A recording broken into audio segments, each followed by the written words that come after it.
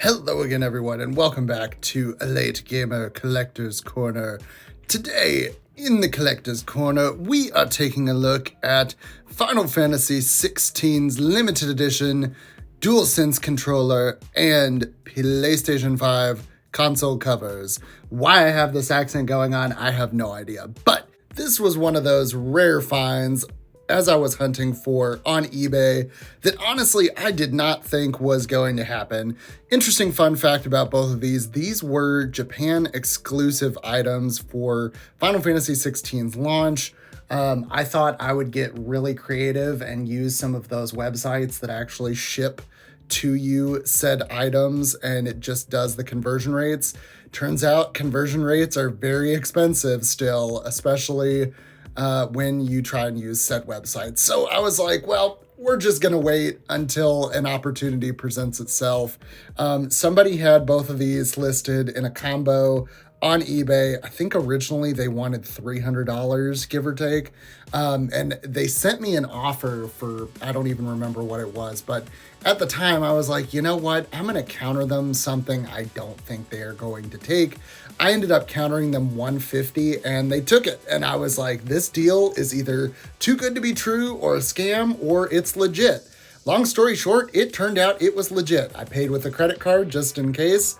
And eBay is really good, depending on, as long as you do your due diligence and they do theirs. But the seller was super nice, and they did an amazing packaging job. Like, I have never seen somebody package something this nice. So shout out to the eBay seller. If you ever watch my video, thank you so much. But I'm a huge Final Fantasy nut, and the limited edition stuff really drives me up a wall, especially when they limit it to another continent. They're just wasting money, potential money, like a lot of potential monies. Like, I don't understand it. It's like the whole console exclusivity thing. Like, you're just shooting yourself in the foot. Like, you're gonna sell more copies if you make it available to everyone on every console. I don't understand it, but I digress. I'm not those people. Anywhoosies, these are so badass. I cannot get over them. It's giving very Tears of the Kingdom, which you all will see some comparison at the end of this video. But we're going to take a look at the DualSense controller first. Literally, it's a black DualSense controller with Final Fantasy XVI's aesthetic splattered all over it.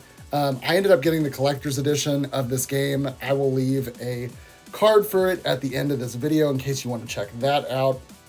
And this officially completes all of the Final Fantasy XVI things for me. Here's a quick comparison with the other controllers in my collection. These are just some of them. I have one too many to count. I have limited myself because the DualSense limited editions are getting a little out of control. And they're not really, they don't do anything else except have different skins. But obviously, a region exclusive is kind of an exception. Anywhoosies, yeah, it's awesome. I've used it several times now, but I'm not trying to use it too much. I am babying it very much so. It's got Final Fantasy XVI on the back. Other than that, and the cool skins on the front, there is nothing different. It's a freaking gorgeous controller. I can't say enough positive things about it. Square Enix, if you ever watch any of my videos, please make all of your future limited edition things moving forward not region exclusive. That would make a lot of people very happy, including me.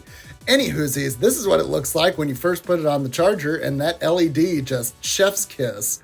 Moving on to the disc console, which was just as much of a pain in the butt to get because I have a disc console PS5, but got very lucky when the seller also had this in the same listing, so I digress, but here we are.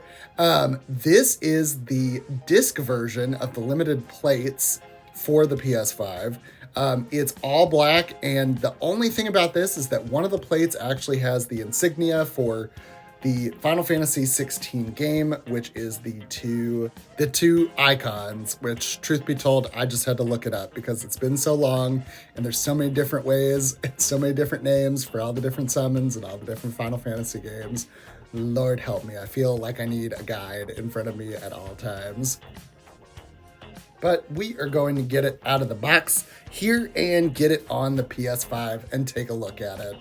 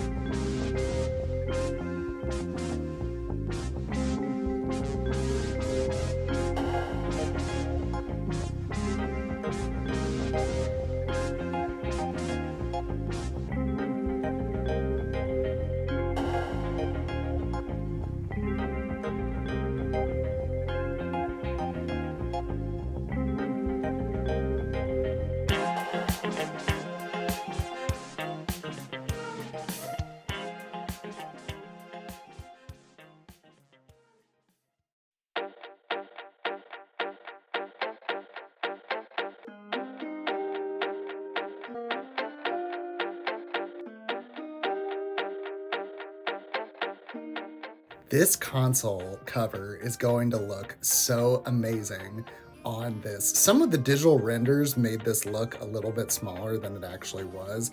I just wish it was on both sides. It feels like it was a bit of wasted space. Like you have it just on the left plate, but nothing on the right plate, but I digress.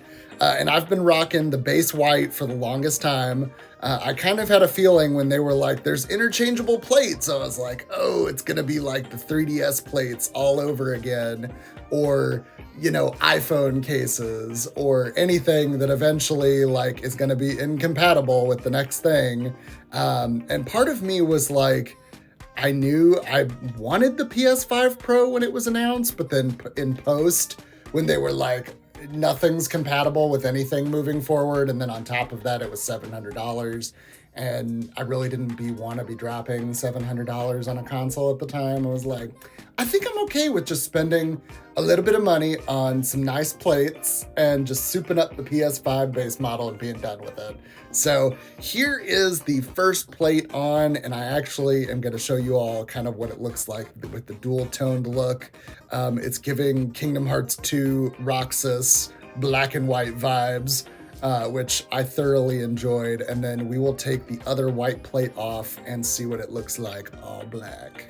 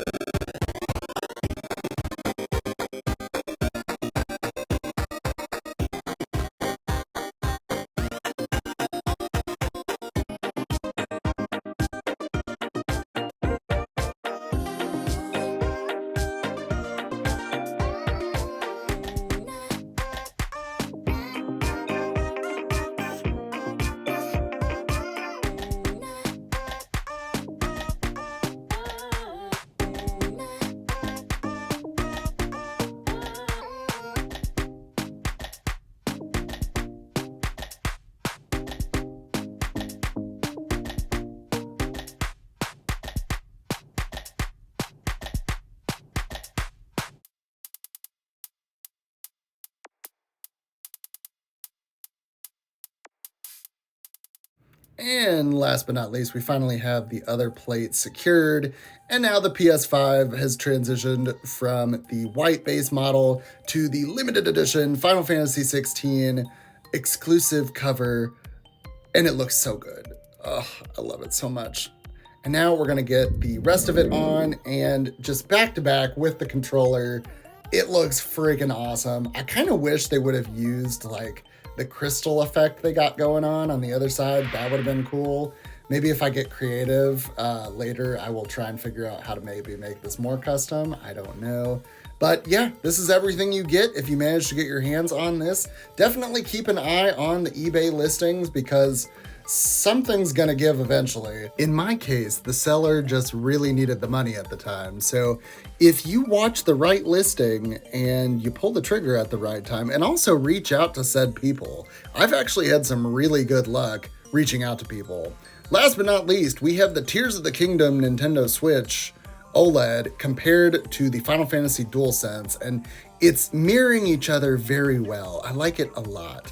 But that is going to do it for me today, ladies and gentlemen. If you are new here, consider subscribing down below. As of the recording of this video, we are on our way to 195 subscribers, which is just wild. I don't know where the sub count is going. Thank you to all the new people that are subscribing. Feel free to like and comment down below. Let me know what your favorite DualSense controller released up to right now has been. The most recent one that I've thoroughly enjoyed is the Astrobot one. But I just wish they would have put an LED panel in the controller so that the eyes actually moved around. That would have been amazing, but also for battery consumption, probably not so much. But I'm going to go enjoy this console, and I will see you all in the next one.